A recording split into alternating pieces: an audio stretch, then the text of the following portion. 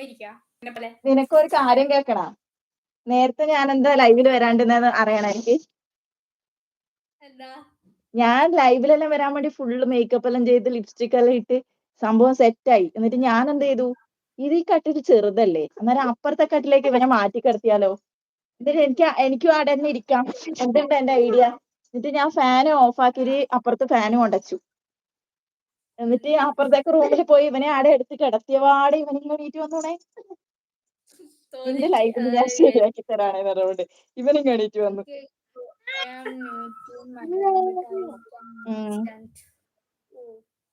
okay, so I am new to Malayalam, but I can understand. Oh, Okay. I am new to Malayalam, but I can understand. Okay. അയാള് subscribe തമിഴ്നാട്ടുകാരനാന്ന് തോന്നുന്നു.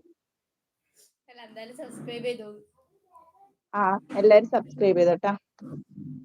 പിന്നെ നന്ദൂട്ടിക്ക് channel ഉണ്ട്. നന്ദൂട്ടിന്റെ channel എല്ലാരും subscribe ചെയ്യണം, support ചെയ്യണം. ഞാൻ Tamil. Okay നമുക്ക് ഇനി തമിഴൊന്നും അറിയില്ല ഗൈസ്. നന്ദൂട്ടി നല്ല തമിഴ് പേസും. വീട്ടില് ഫുള്ള് ഓള് തമിഴ് താ പേசுறது ഫുൾ ടൈം തമിഴ്. മുഖത്ത് എഴുതി വെച്ചിട്ടില്ലേ. അങ്ങനെയൊന്നുമില്ല കേട്ടോ, അവൾ അങ്ങനെയൊക്കെ പറയും. പക്ഷെ എനിക്ക് തമിഴൊന്നും അറിഞ്ഞൂടാ ഗൈസ്. ഓൾറെഡി സബ്സ്ക്രൈബ്ഡ് ആണേ പറയുന്നേക്ക്.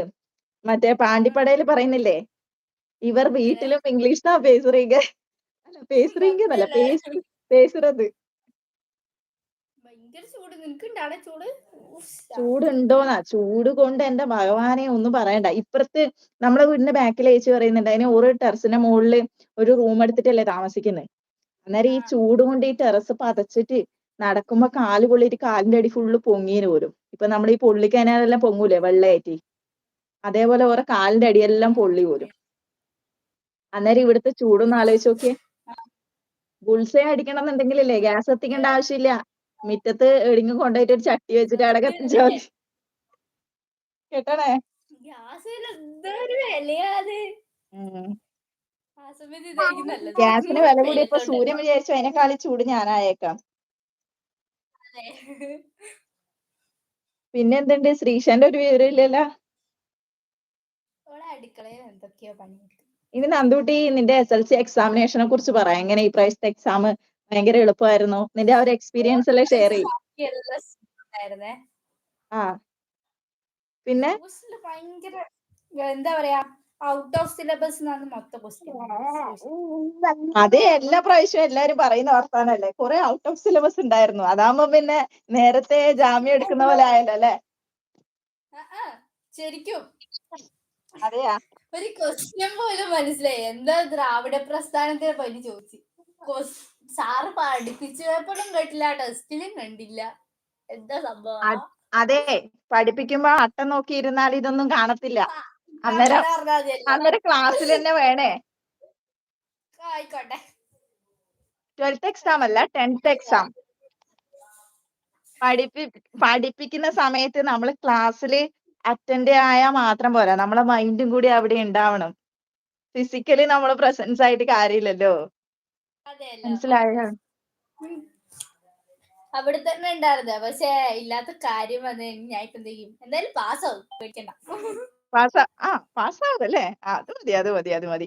പിന്നെ ഇല്ലേ, നിന്റെ ഒരു എക്സ്പീരിയൻസ് നീ ഷെയർ ചെയ്യ്. ഇപ്പൊ നീ 10th നിന്റെ ലൈഫിലെ ഒരു ഫസ്റ്റ് എന്താ പറയാ, ഒരു ഫസ്റ്റ് സ്റ്റേജ് അല്ലേ ഇത്? കഴിഞ്ഞിട്ട് നമുക്കിനി കുറേ അധികം ഇതുണ്ട്. അന്നേരം നിനക്ക് ഇപ്പൊ എന്താ തോന്നുന്നേ ലൈഫില്? ഒരു 10th എക്സാമിനേഷനൊക്കെ എഴുതി കഴിഞ്ഞിട്ട് നിനക്ക് എന്താ ഇപ്പൊ ഫീൽ ചെയ്യുന്ന? നെക്സ്റ്റ് നീ എന്താ ഓപ്റ്റ് ചെയ്യാൻ നിന്റെ ആഗ്രഹം? അങ്ങനത്തെ കാര്യങ്ങളെല്ലാം നീ ഷെയർ ചെയ്യേ, ഞാൻ കേക്കട്ടെ അല്ലേ. ഇനിയിപ്പോ റിസൾട്ട് വന്നിട്ട് അപ്പൊ എന്തെടുക്കണം തീരുമാനിക്കണം അത്ര.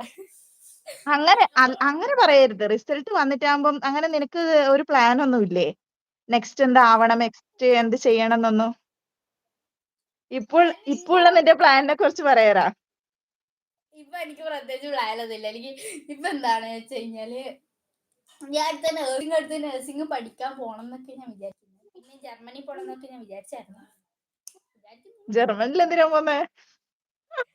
അവിടെ ആകുമ്പോ നമ്മൾ എന്താ പറയാ, അവിടുത്തെ പൈസ ഇവിടെ ഭയങ്കര ഇതാണ്. എന്താ പറയാ, നല്ല പൈസയാണ്.